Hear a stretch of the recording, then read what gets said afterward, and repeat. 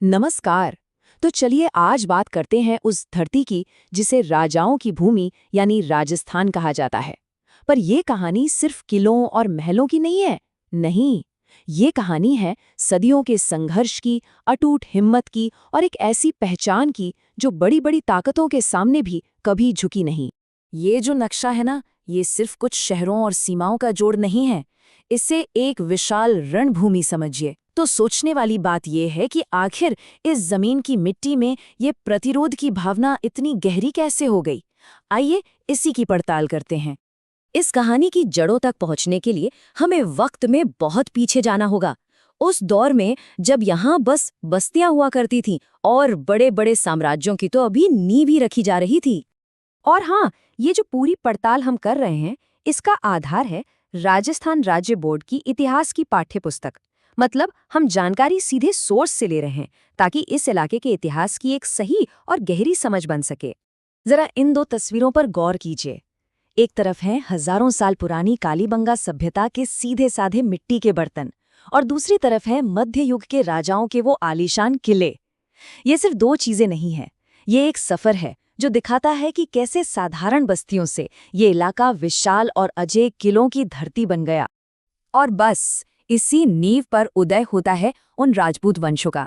अब हम जानेंगे कि कैसे इन पहले रक्षकों ने बाहरी हमलों का सामना किया और इतिहास का रुख ही मोड़ दिया। तो सबसे पहले ये समझना जरूरी है कि राजपूत आखिर थे कौन। देखिए, ये शब्द सिर्फ एक टाइटल नहीं था, ये एक पहचान थी जो आने वाली कई सदियों तक इस जमीन की किस्मत तय करने वाली थी। और इसी दौर में होता है इतिहास के सबसे बड़े टकरावों में से एक, तराइन का युद्ध। एक तरफ थे चौहान वंश के ताकतवर शासक पृथ्वीराज चौहान और दूसरी तरफ था गुरिद साम्राज्य का सुल्तान मोहम्मद गोरी। ये सिर्फ दो सेनापतियों की नहीं बल्कि दो अलग अलग दुनियाओं की टक्कर थी। पर सवाल ये है कि दांव पर लगा क्या था? क्या ये सिर्फ जमीन के एक टुकड़े की लड़ाई थी? नहीं, इसका नतीजा पूरे उत्तर भारत का भविष्य लिखने वाला था। कहानी में एक मोड़ आता है। पहले युद्ध में तो पृथ्वीराज चौहान जीत गए, लेकिन दूसरे में पासा पूरी तरह पलट गया। इस एक हार ने इतिहास का रुख बदल दिया और यहाँ से संघर्ष का एक बिल्कुल नया दौर शुरू हो गया। लेकिन तराइन की हार का मतलब ये नहीं था कि प्रतिरोध की आग बुझ गई। नहीं, बल्कि उस आग को एक नया ठिकाना मिल गया, मेवाड़। यहाँ के शासकों ने हार मानना सीखा ही नहीं था। चलिए इस शानदार दौर पर एक नजर डालते हैं। मेवाड़ के इस प्रतिरोध के तीन सबसे बड़े स्तंभ थे। ये तीन नाम, कुंभा, सांगा और प्रताप। इन्होंने सिर्फ जंगें नहीं लड़ी बल्कि मेवाड़ की उस कभी न हारने वाली भावना को जिंदा रखा। महाराणा कुंभा को सिर्फ एक योद्धा समझना भूल होगी। वो एक कमाल के निर्माता, एक विद्वान और कला को बढ़ावा देने वाले राजा भी थे। उन्होंने ये साबित कर दिया कि असली ताकत सिर्फ तलवार में नहीं बल्कि संस्कृति और निर्माण में भी होती है। फिर आते हैं महाराणा सांगा और उन्होंने वो कर दिखाया जो उस वक्त लगभग नामुमकिन सा लगता था। उन्होंने हमेशा आपस में लड़ने वाले राजपूत राज्यों को एक दुश्मन के खिलाफ एक कर दिया। ये वाकई एक ऐतिहासिक पल था। और यही होती है खानवा की लड़ाई। देखिए, ये लड़ाई सिर्फ दो सेनाओं की नहीं थी, ये तो दो टेक्नोलॉजी की टक्कर थी। एक तरफ राजपूतों की पारंपरिक बहादुरी थी तो दूसरी तरफ बाबर की आधुनिक तोपें थीं। इस जंग ने हिंदुस्तान में लड़ाई का तरीका हमेशा के लिए बदल दिया। और अब कहानी पहुंचती है अपने उस मुकाम पर जहां एक इंसान खुद प्रतिरोध का चेहरा बन जाता है, महाराणा प्रताप। एक ऐसा नाम जो आज भी हिम्मत और स्वाभिमान का दूसरा नाम है। सोचिए, ये सिर्फ शब्द नहीं थे, ये एक राजा की अपनी जमीन और अपने लोगों के लिए एक अटूट कसम थी। उन्होंने हर तरह का ऐशो आराम छोड़कर संघर्ष का रास्ता चुना, सिर्फ अपनी मातृभूमि की आजादी के लिए।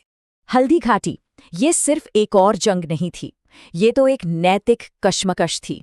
सोचिए, एक तरफ महाराणा प्रताप थे और उनका सामना कर रही मुगल सेना को कौन लीड कर रहा था? एक और राजपूत राजा, आमेर के मान सिंह। ये सिर्फ राज्यों की नहीं बल्कि वफादारी और सिद्धांतों की भी लड़ाई थी।